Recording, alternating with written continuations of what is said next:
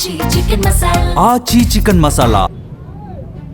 YSR Congress party మా నాయకుడు YS Jaganmohan Reddy గారి పిలుపు మేరకు ఏదైతే డిఎస్సిలో జరిగిన అక్రమాలు ఉన్నాయో, అదేవిధంగా ఎన్నికల సమయంలో ఏదైతే విద్యార్థులకి, యువకులకి ఈ కూటమి ప్రభుత్వం ఇచ్చిన హామీలు నెరవేర్చాలని చెప్పని దాదాపుగా 10 రోజుల నుంచి గల ముందుగా జిల్లా విద్యార్థి విభాగం ఆధ్వర్యంలో ధర్నా చౌక్లో ర్యాలీ చేయడం జరిగింది.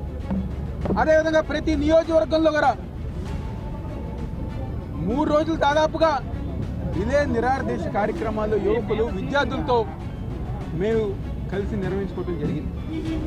అదేవిధంగా 10వ తారీఖున వైఎస్ఆర్ కాంగ్రెస్ పార్టీ ఇచ్చిన పిలుపు మేరకు ప్రతి నియోజకవర్గంలో కూడా జరిగిన అక్రమాల గురించి, విద్యార్థులకి, యువకులకి మీరు చేసిన మోసం గురించి నిరసనగా మేము ర్యాలీ ఏర్పాటు చేసాం.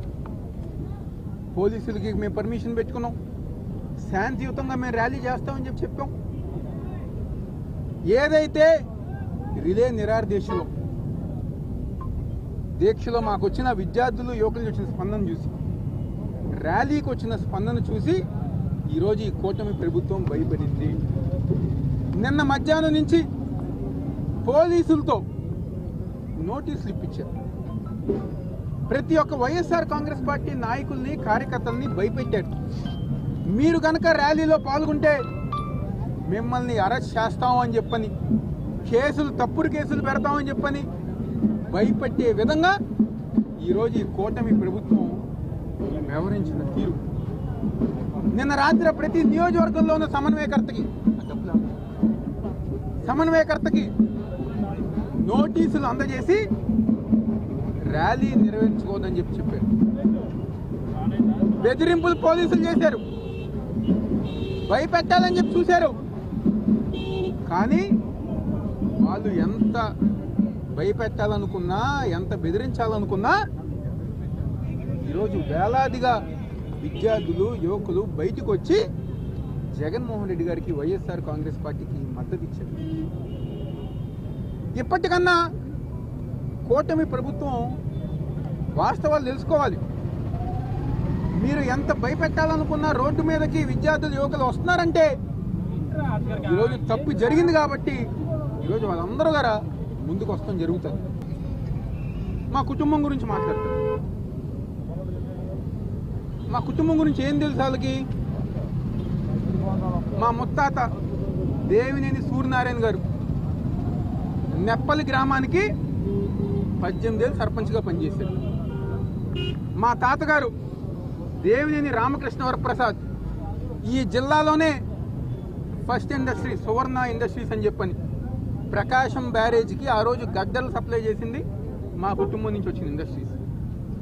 తర్వాత మా బాబాయ్ దేవినేని బాజీ ప్రసాద్ గారు, మా తండ్రి గారు నెహ్రూ గారు రాజకీయాల్లో ఉంటే మా బాబాయ్ దేవినేని బాజీ ప్రసాద్ గారు ఆ రోజుల్లోనే 100 లారీలతో ట్రాన్స్పోర్ట్ నడిపారు.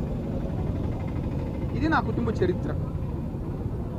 నేను చెప్పినప్పుడు, మాకు ఇండస్ట్రీస్ ఉన్నప్పుడు, మా ముత్తాత గారు సర్పంచ్గా ఉన్నప్పుడు మీ బతుకులేంటి, మీ కుటుంబం బతుకులేంటి? 15 రోజులు ఎక్కడో బిల్డింగ్ దగ్గర పైకి వచ్చే వాళ్ళకి, కిందకు వచ్చే వాళ్ళ దగ్గర 10 రూపాయలు, 20 రూపాయలు, 100 రూపాయలు పోజేసిన బతుకు మమ్మల్ని విమర్శించేవాళ్ళు. ఎవరిని భయపెడతారు అంటే మీ బెదిరింపులకి, మీ దౌర్జన్యాలకి మేము భయపడతామా? ఇంతకంటే ఎక్కువ మా కుటుంబం చాలా చూసింది. మేముంది ఎవరి నాయకత్వంలో పనిచేస్తున్నాం? వైఎస్ జగన్మోహన్ రెడ్డి గారి నాయకత్వంలో మేము అందరం గారు పనిచేస్తున్నాం.